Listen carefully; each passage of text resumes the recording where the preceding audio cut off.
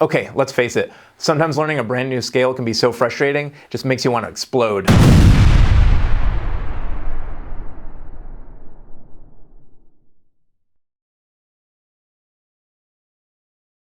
But today we're going to show you an easy way to master scale fingerings, and we're going to start right now.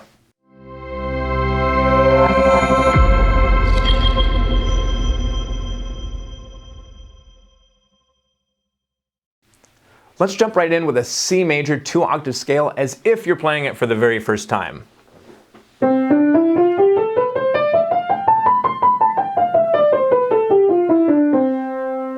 Now, if you're trying to remember every single finger, that is a lot of stuff to memorize. 1, 2, 3, 1, 2, 3, 4, 1, 2, 3, 1, 2, 3, 4, 5, 4, 3, 2, 1, 3, 2, 1, 4, 3, 2, 1, 3, 2, 1.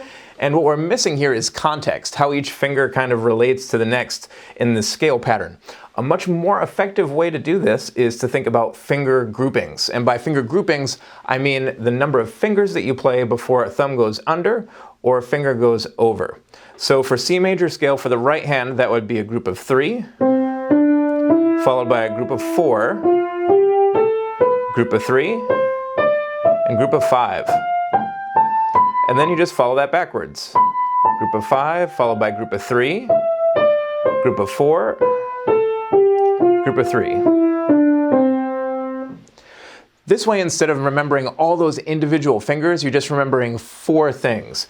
Group of 3, and you can even cluster these. Group of 3, group of 4, group of 3, group of 5. Left hand, same concept, but just reversed. Group of 5, group of 3, group of 4, group of 3.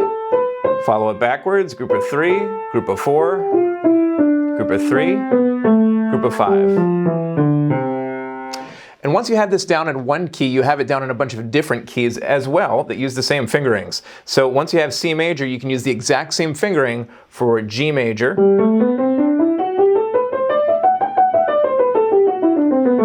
D major, group of 3, group of 4, group of 3, group of 5,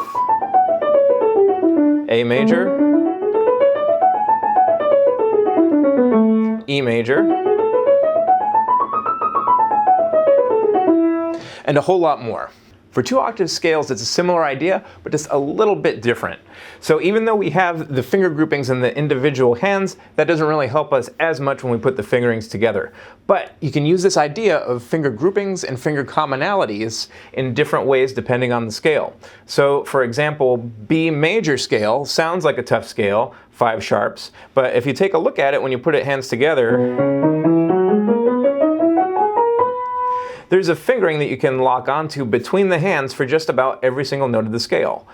These 2 fingers, 2 and 3, line up on C sharp and D sharp.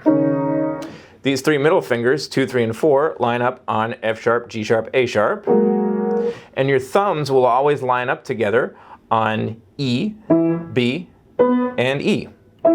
So other than the very bottom note and the very top note, there's always something that you can lock onto with your memory to really help you group the fingerings together.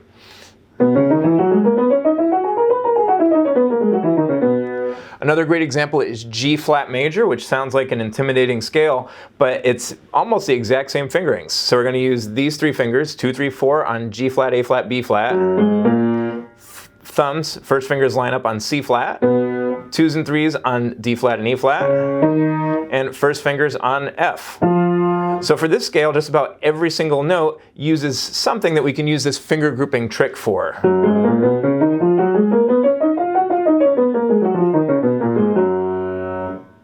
Ironically, C major is one of the harder ones for this because it doesn't use those finger groupings in quite the same way as the other scales we've seen. It looks something like this.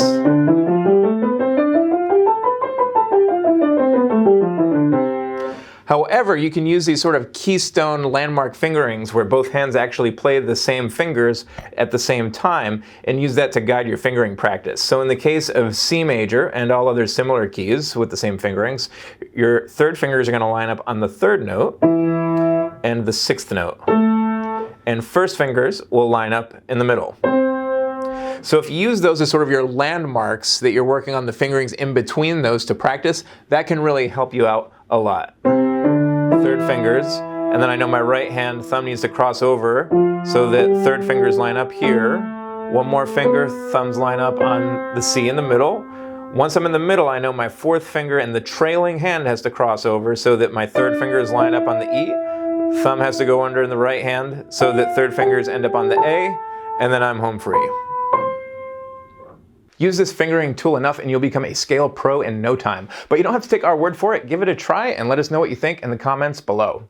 Thank you so much for watching. Don't forget to hit that subscribe button and the notification bell so that you're the first to know about our new videos to help you on your piano journey. And we'll see you next time.